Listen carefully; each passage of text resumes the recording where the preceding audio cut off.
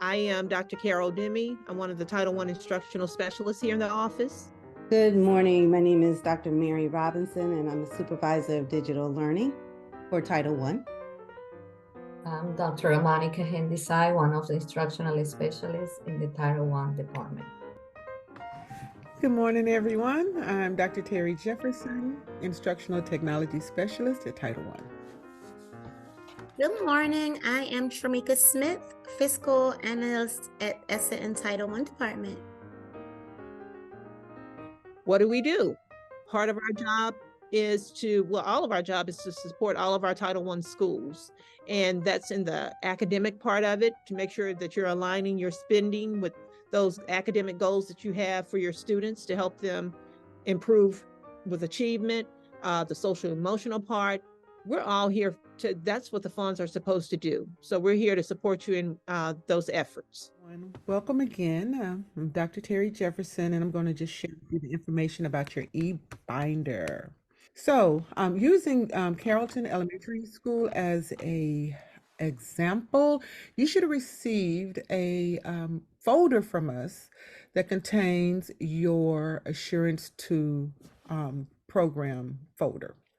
And this folder contains where you will house all of your evidence and documents for your Title I program. So inside of the folder are the components, component 1, 2, 3, and 4. And you will just house how you will implement your program and all the documents and evidences for each of the components. This year we have something different. So in each of the component folders, if you haven't noticed already, we have them categorized and organized by quarters. So quarter 1, 2, 3, and 4. So we would like for you to implement and upload your programs accordingly. And this just helps us to be a little bit more organized and understand when you implemented your program or when everything happened. Okay. So with the next you also have inside your folder is a checklist. So this checklist is pretty much your guide, your cheat sheet on what will go into each folder. So for component 1, of course, that's your comprehensive needs assessment folder. You will have things like your rolling agenda from your leadership meetings, your SBMT meeting rolling agenda, collaborative plannings, focus, attendance meetings, and the such. Any climate data, attendance data will go in your comprehensive needs folder. And that's all about your qualitative and quantitative data, your culture and climate, anything that has to do with student behavior and attendance, and family and community involvement tools will go into that folder. For your component 2 folder, that's your school-wide reform strategies folder. Inside that, you'll have things like your SANE documents for your pre-K orientations, your articulation meetings, small group instruction, your SANE documents for your professional development, and anything that has to do with utilizing reports from software. It doesn't just, these are just suggested evidences, but you may have other things or other examples of how you use your Title I funds to really push your school-wide program and to increase the quality of education and instruction at your school. So those type of things will go into your component 2 folder. For your component 3, that's everything that has to do with family and parent engagement with your stakeholders. So that's your parent Title I orientation, SANE documents, your PTA, PTO agendas, any type of parent engagement plans or evidences around that area goes in there. Evidence of accessibility, especially your translated documents that you have, we would like to see an English and Spanish version in that folder as well. So you would just continue to put in that folder, of course, the same documents, but any school improvement meetings that you have with your parents, and any written communication involving that also includes emails, letters, newsletters, and surveys. And your component 4, that's everything that has to do with the coordination and integration of federal, state, and local programs. These are your partnerships. So evidence of partnerships with your community organizations, local universities, LEA departments such as ESOL, SPED, and the titles 2, 3, 4, and any documents or documentation of additional grants like the G3 grant, community schools, etc. But this folder is sometimes looked over and it's kind of a little skimpy at times. So just anything that you're doing that serves as you coordinating with outside agencies will go into that folder. Okay. So just going to recap and just give you some reminders of how to really be successful with keeping your folders up to date. It's just knowing to first share this folder with your team, your Title I team, or the person who is responsible for uploading the evidence. Make sure that they have access. And if you do not have access to the folder in the right folder, please let me know. There is only one folder. So it is the folder and it should have came from us. So make sure you're uploading things in the folder, not a folder that you create, but the folder that came from us. Also, sort and upload as you go. So sorting your documents and your evidence by components each quarter is just going to make your life a lot easier instead of trying to do everything at the end when the deadlines is about to happen and like, we're calling you, we're asking you for this, that, and the other. Just have a program or some type of system that keeps everything together. So we try to make it a lot easier for you. Remember, we are here to support you in these in all of this work. So just keep that in mind as well. But just make sure that you're uploading in a timely manner. Okay. Sharing your documents and evidences. We're your Title I team here. So make sure that you share them with us so we don't open up your folder and we don't have access to any of the documents. So make sure that we also can see what's in your folder as well. Everyone here on this team, at the least. And also, this is just a reminder to adhere to the deadlines because at the end of each quarter, we will be doing like a look for's checklist of your folders and we'll be giving you feedback and suggestions on what to include in your folder and if you're doing everything in a good timely manner, So we just want to keep that feedback and that line of communication open. So you'll be hearing from us each quarter with a checklist to be shared out with the rest of your team as well. Okay, so just very briefly, the professional learning and the parent and family engagement, the process. I just want to highlight a few things. Dr. Robinson, if you click on the facilitator's checklist. We have, there's one change to our process this year. And hopefully it's something that's helpful. We're trying to streamline it. Instead of you having a separate form, pre-approval form to submit, where the principal has to sign it and then you upload it, that has now become a form. That is the one major change this year. What we also have, just a quick reminder about when you're submitting the pre-approvals, 10 school days. Please, 10 school days is what we ask that you submit it before your planned activity. We have the links. Nothing else has changed, is embedded in this form. Please let me know either in the chat or if you want to come off mute if you did not receive this and you're the person responsible for the process. What we did in the email that was shared last week with principal is ask for them to designate the POC. But if you're on the line, certainly let me know. I can email it to you right away. Reminder, again, before the session, make sure with the mandatory sign-in sheet for your staff. Some of the common things people may forget to sign out. Please remember to remind your staff to sign in on time and to sign out on time. The last part, I'm just thinking of common things that we find so that we won't have to contact you asking for this information. Just remember, your agenda reflecting the times. If it's a full day session, it needs to reflect 7 hours. And you see in here, we even tell you, of course, include a 30-minute lunch. If it's a half day session, again, make sure that you include the times on your agenda. When you submit that evidence after you've held that either a parent session or a professional development session with your staff, please make sure that you include examples of whatever was shared with either your parents or your staff. We do accept pictures, but we also, the PowerPoint that was shared, if there were activities, if you, whatever was evidence of what occurred during that session, please upload that. Okay. Are there any questions on the process?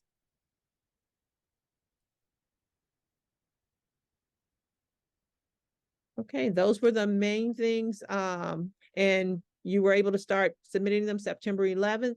Another thing, just a reminder, you can submit it now. It could be something you're planning for March. As early as you want to, if you have it already set up, please submit your pre-approvals. Good morning, everyone. And welcome to this session. I'm going to talk about the parent engagement requirements. And as Title I school, one of the requirements is that we partner with parents and families to maximize student achievement. The parents of Title I participating students have the right to know the certification status and the area of study of the teacher. The area of study the teacher has majored in. The parent right to know letter comes from the office of the superintendent, and it is usually sent on the first day of the school. Our deadline for our department was September 8th. So ensure that you send this letter home via Class Dojo or a parent resource room or website. And make sure you complete the Google form indicating the day and time you send the letter. This link is called the method of dissemination, and you have to document, yes, that is it. And you have to document that you have sent home not only the parent right to know letter, but the school compact, the ESA and Title I district level policy, parent and family engagement plan. So make sure you complete this form and you let us know the day and time you send this requirement. Other requirements that we have for September 29th will be the Title I narrative. The Title I narrative describes how you will work with parents to foster academic achievement, but most importantly will be how parents will provide input and feedback and what activities they will support and participate in. So Title I, the Title I department actually requires the input responses on a Google form or scanned responses from survey, from parents and stakeholders. And the feedback needs to be provided on the school parent compact, the parent and family engagement plan, and the Title I school-wide plan as embedded in the SPP. We will provide comments and feedback as needed for these documents. The second document is the school parent compact. This is a contract between the administration, the parents, and the students about what they will do to support academic success. Again, input is required in the joint development of the compact. Feedback will be provided using the MSDE guidelines. And remember, these documents should be signed and uploaded in your e-binder. Another requirement is a parent and family engagement plan, which is a roadmap, a descriptive of the activities and programmatic structures for the school for parents to participate in and support their children's education. So ensure that you upload documentation in your e-binder under component number 3. On October 6th, we have another requirement called the 4-week letter. So if you have non-certified personnel teaching your students for more than 20 consecutive days, you must notify the parents about that and what the school is doing to support that particular teacher in delivering instruction. Since the teacher is not certified, must be collaborating with a certified teacher. This letter should be specific, stating the parent's name and the address. So it cannot be a generic letter like dear parent. So it has to be specific with the name of the parent and the address. So these apply to all the teachers who are teachers of record. So it could be a PE teacher, art teacher, or a classroom teachers. If they are non-certified, you are to send that letter home on October 6th. And the last requirement is the staff and licensure log. This should be submitted monthly and reports the certified and non-certified personnel working in your school. So we have to provide us with that information. So is there any question regarding these documents that are due next Friday, September 29th? Is there any question?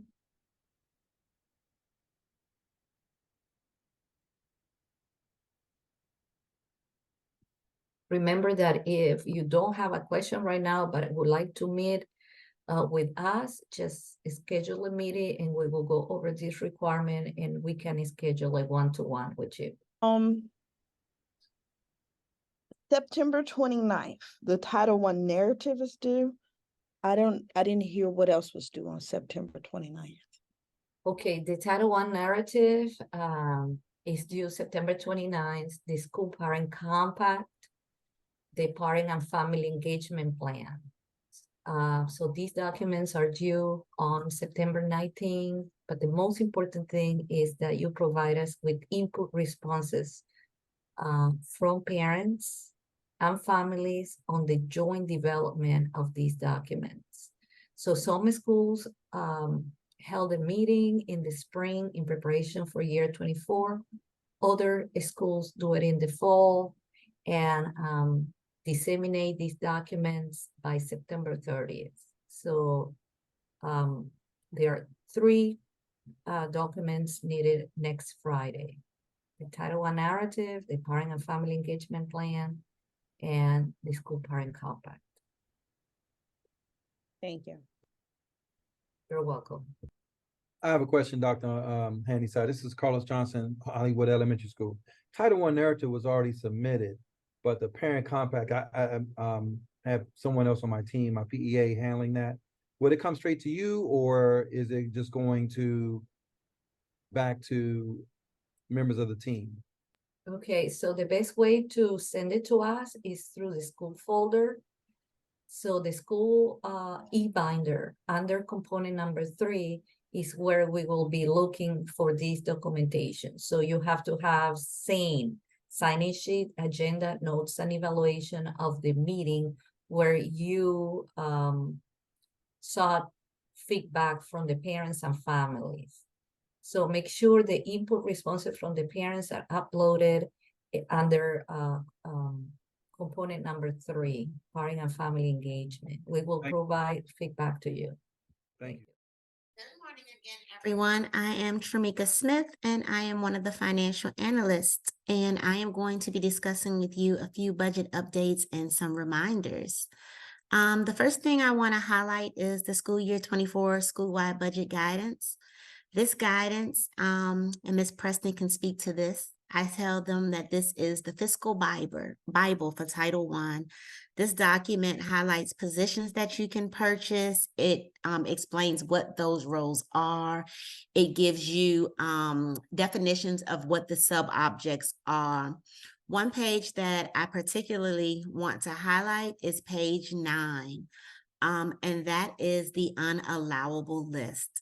It is a non-exhaustive list. It's a non-exhaustive list, but it gives you kind of a roadmap of items that can't be purchased. So we just ask that you and the bookkeepers become familiar with it. If there are items that you are interested in purchasing that is not listed, please feel free to give us a call or chat and we can discuss it. But definitely become familiar with this page. The next page of the document that's important to note is page 13, and that is the timeline for expending your funds. So our sub-objects are broken down into 4 deadlines this school year. And one of the important things to highlight about this spend down is that requisitions must be submitted on the deadline date no later than 11:59. That means the requisition must be in the queue of myself or Ms. Gonzalez on that date. Anything after that, and we do have to return the requisition. And because we don't want to do that and we want all the schools to expend their funds, we highly suggest that you submit your requisitions at least 7 days prior to the deadline.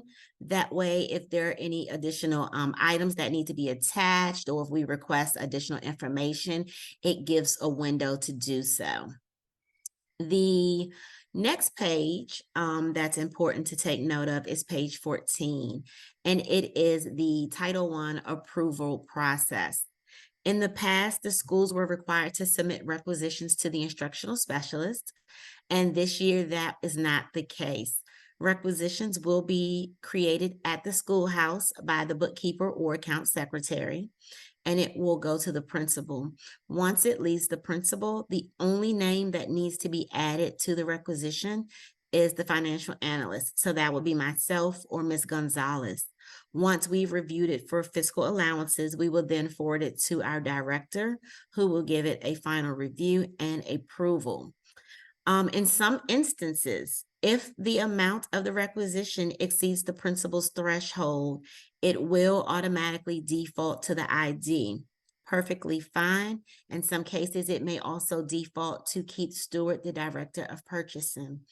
We ask that you include myself or Ms. Gonzalez before either of those individuals.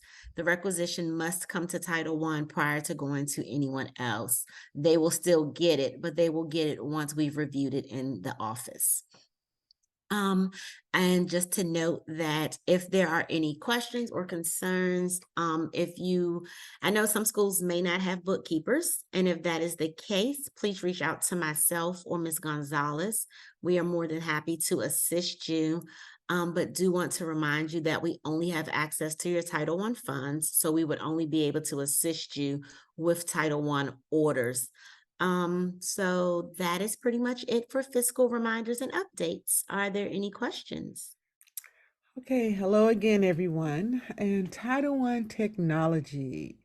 I know a lot of you may know that we have implemented several Title I programs from the Title I department utilizing technology over the years. And this year we are here to help you implement your programs as well. So with us working with you, we can help out with helping you to develop your ELO program, any other programs that you may have that is utilizing technology, from implementing your programs, learning walks, delivering professional development, focusing on teacher capacity and building that teacher capacity around the utilization of technology, and monitoring your programs, of course.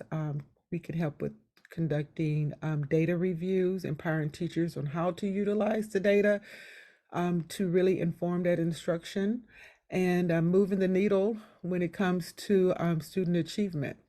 So remember to invite us to your learning walks. If you need that extra lens in your implementation as you develop your programs, we can help with that and be of great assistance to you. So remember us when you're doing that this year. All right, are there any questions before we end our session today?